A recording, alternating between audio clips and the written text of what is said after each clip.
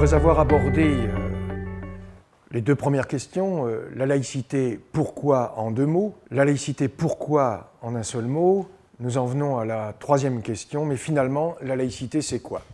Au fil des siècles et des années, on a vu apparaître, plus ou moins dans le désordre, des idées nouvelles, des mots importants attachés à ce qu'on appelle aujourd'hui la laïcité.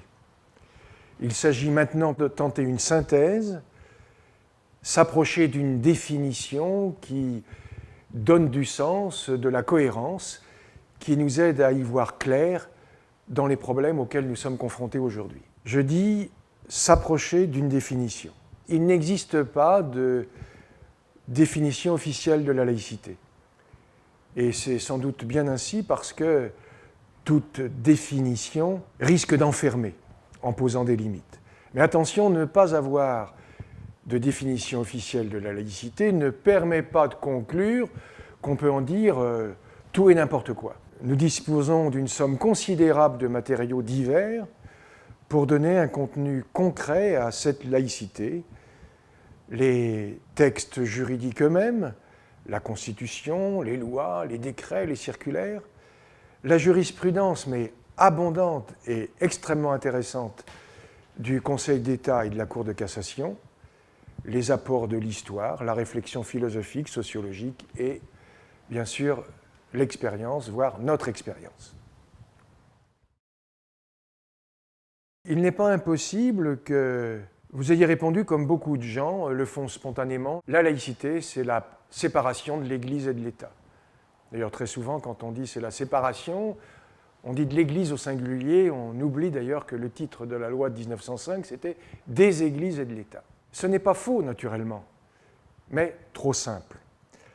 La séparation n'est pas l'élément unique, le principe exclusif, constitutif de la laïcité. Selon Jean Bobéro, historien et sociologue, la laïcité est une réalité complexe, articulant 4 principes qu'il répartit d'ailleurs en faisant la distinction entre les fins et les moyens. La laïcité est un principe, un mode d'organisation politique de la société qui a pour objectif, pour fin, le respect de la liberté de conscience de chacun et le souci de l'égalité de traitement de tous. Objectif atteint grâce et par la séparation des Églises et de l'État, et par la neutralité de l'État. Le tout pour permettre de vivre ensemble que l'on peut considérer, rappelez-vous mes propos introductifs, comme la fin des fins, le sens dernier de la laïcité.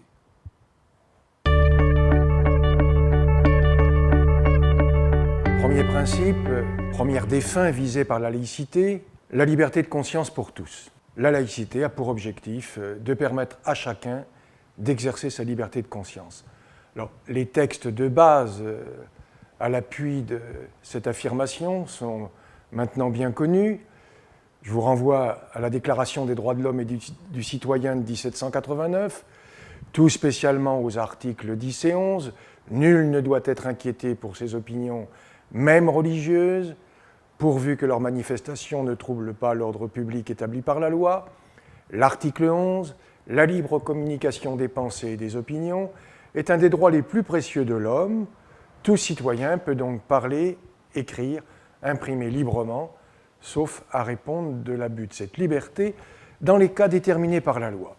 Et puis bien sûr, la loi de séparation des Églises et de l'État de 1905 et son premier article, la République assure la liberté de conscience, elle garantit le libre exercice des cultes sous les seules restrictions édictées ci-après dans l'intérêt de l'ordre public.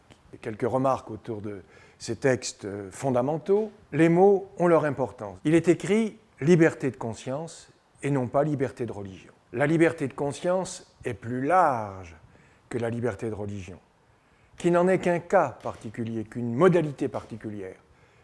Je peux être chrétien, juif, musulman, bouddhiste, mais aussi athée, agnostique. Je peux avoir une religion ou ne pas en avoir. La liberté de changer de religion ou de ne plus en avoir. La liberté de conscience, oui, mais pas seulement. La liberté de conscience, c'est tout ce qui va avec. La liberté d'expression par tous les moyens dont on dispose aujourd'hui, mais aussi la liberté d'enseignement, la liberté de critiquer, de caricaturer, et l'actualité nous y renvoie, la liberté de blasphémer, mais aussi la liberté de réunion, y compris la liberté de réunion pour célébrer son culte, et la liberté d'association, et la liberté de manifestation.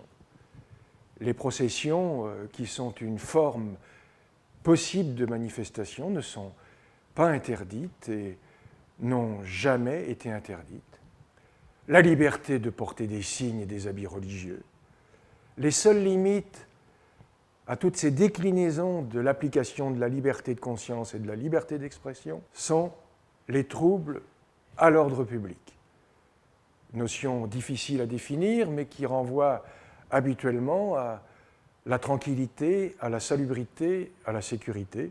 Autre limite possible, les restrictions énoncées par la loi. On a beaucoup parlé ces temps derniers de la grande loi du 29 juillet 1881 sur la presse. Elle n'interdit pas la critique des religions, mais elle ne permet pas d'injurier et de diffamer les personnes. C'est une restriction prévue par la loi.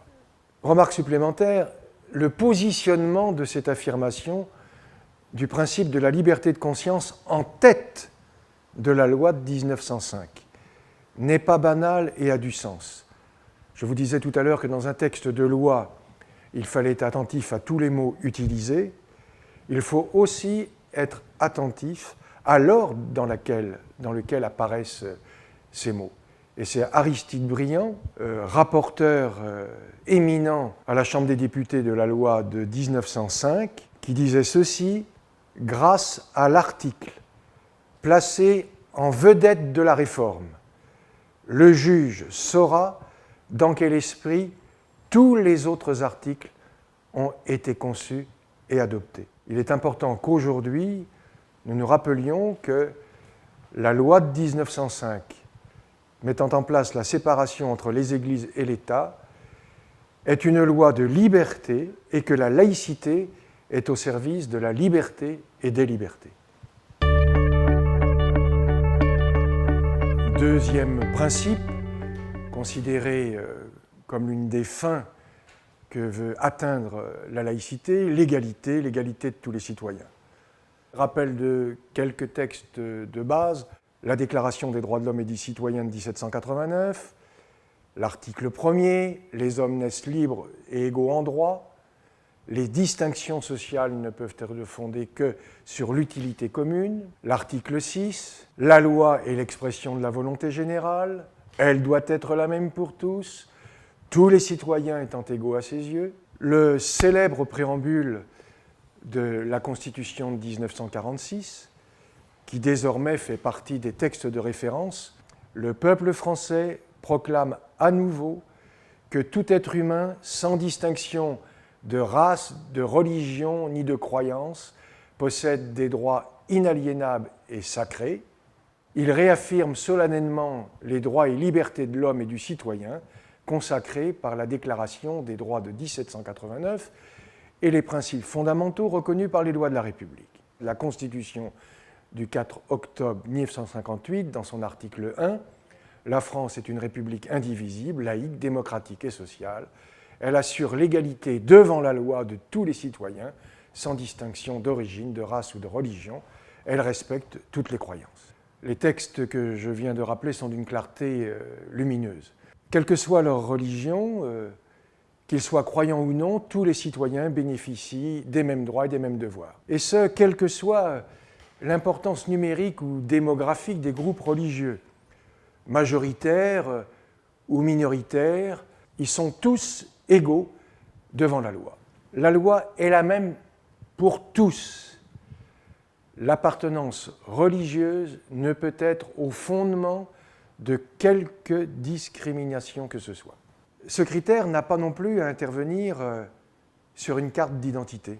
La France a gardé très vif le souvenir de la pratique détestable est dangereuse sous le régime de Vichy, entre les années 1940 et 1945, d'introduire la mention juif sur les cartes d'identité avec les résultats que l'on sait. Dans le secteur public, comme, ça vaut pour les deux secteurs, comme dans le secteur privé, aucun candidat à un emploi ne peut être écarté sur la base d'une appartenance religieuse. Troisième et quatrième principe, pour respecter la liberté de conscience de tous et traiter tout le monde selon le principe d'égalité, la laïcité à la française sollicite deux moyens. La séparation des églises et de l'État, la République ne reconnaît, ne salarie, ni ne subventionne aucun culte. En conséquence, seront supprimés des budgets de l'État, des départements et des communes toutes dépenses relatives à l'exercice des cultes. Séparation. Cela veut dire qu'il y a distinction radicale entre l'État, les institutions publiques et les églises.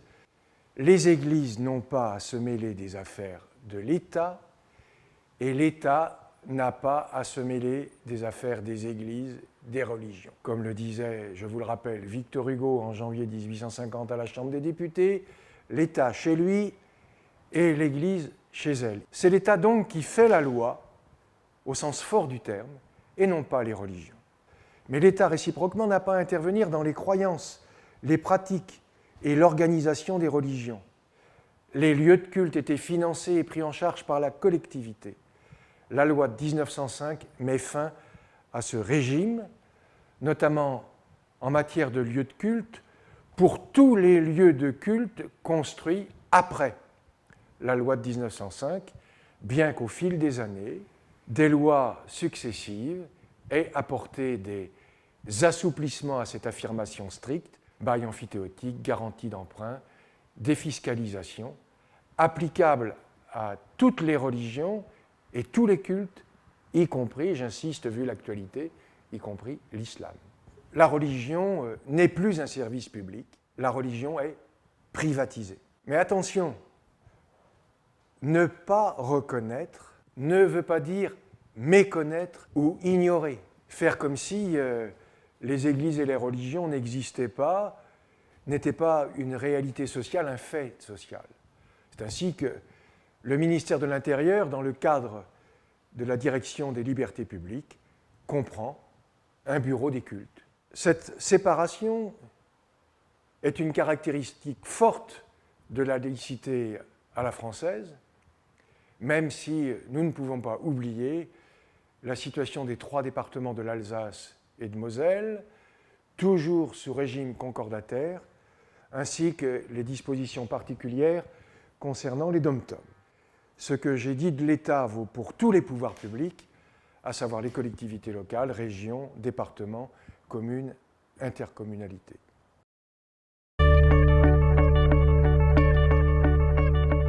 Neutralité veut dire que l'État n'a pas de position religieuse. La religion n'est pas son problème. Les questions de religion ne sont pas de sa compétence. Il n'est ni confessionnel, ni athée, ni anti-religieux, comme le disait encore Aristide Briand.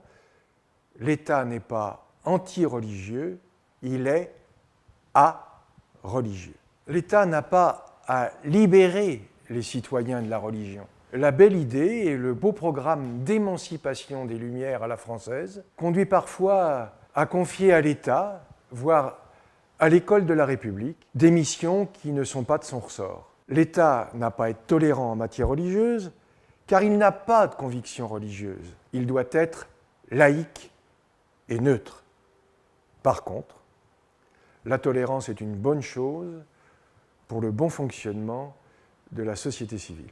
La neutralité de l'État se répercute sur les agents de l'État, les agents des collectivités locales, les agents des entreprises nationales, fonctionnaires titulaires ou contractuels, sur le personnel des associations ou des entreprises quand elles détiennent une délégation de service public. Dotés comme tout un chacun de la liberté de conscience, ils sont soumis toutefois sur les lieux de travail et dans le temps de travail, en contact ou non avec le public, a l'obligation de neutralité. Non seulement ils doivent faire preuve d'une neutralité de comportement, mais ils doivent aussi faire preuve de neutralité d'apparence, ne pouvant afficher leur position religieuse personnelle à travers les propos tenus, les signes portés et les pratiques personnelles. L'obligation de neutralité s'applique aux agents des services publics, mais nullement aux usagers des services publics. Un fonctionnaire du service de l'état civil dans une commune n'a pas le droit au guichet de porter une kippa. Mais un curé peut venir en soutane, renouveler sa carte d'identité ou déclarer le décès d'un proche. Dans une école primaire, l'institutrice n'a pas le droit de porter un foulard, mais la mère de famille qui vient chercher son enfant ou participer à une réunion de parents en a le droit. Il existe désormais une catégorie particulière d'usagers depuis la loi du 15 mars 2004, encadrant, c'est le titre de la loi, en application du principe de laïcité, le port de signes ou de tenues manifestant une appartenance religieuse dans les écoles, collèges et lycées publics. L'Observatoire de la laïcité, présidé par Jean-Louis Bianco, tient, fidèle à la législation en vigueur, à bien maintenir la distinction entre secteur public et secteur privé, entre agents publics et usagers des services publics. Finalement, cette présentation a l'avantage de mettre en évidence la complexité de l'idée de laïcité. Et surtout, elle nous invite à ne jamais oublier ce que veut promouvoir, ce que veut permettre la laïcité, au service de quoi elle est. Bref, à ne jamais oublier la finalité de la laïcité. La laïcité n'est pas une fin en elle-même. Elle a pour fin de permettre la vie commune, de permettre à des gens qui ont des conceptions du monde différentes, des conceptions du sens de la vie différentes, qu'ils soient croyants ou non, de vivre ensemble dans la convivialité et la fraternité. La laïcité n'existe pas à l'état pur. Il y a différents types de laïcité, il y a des laïcités au pluriel. Si la laïcité à la française a son originalité et sa radicalité, d'autres pays que la France pratiquent à leur manière la laïcité, qu'ils utilisent ce mot ou un autre. La laïcité est un acquis fantastique. Nous avons besoin de laïcité. Imaginons un peu ce qui se passerait si la laïcité n'existait pas. Imaginons. La laïcité est une chance non seulement pour la société dans son ensemble, mais j'ose dire que la laïcité est une chance pour les religions elles-mêmes. Nous avons besoin de laïcité, mais nous avons besoin d'une laïcité bien comprise. Une laïcité qui n'envahit pas tout, présentée comme solution à tous les problèmes, problèmes d'égalité, d'intégration. Jean Jaurès lui-même, dans les années 1905, leader socialiste bien connu, mais défenseur et promoteur de la loi de séparation des églises et de l'État, avait hâte qu'on en finisse pour passer à ce qu'on appelait à l'époque la question sociale. La laïcité n'est ni une religion, ni contre les religions. Une laïcité qui n'est pas en soi une valeur de plus à côté des autres valeurs républicaines, mais un cadre qui permet de faire vivre les valeurs de la devise de la République, liberté, égalité, fraternité.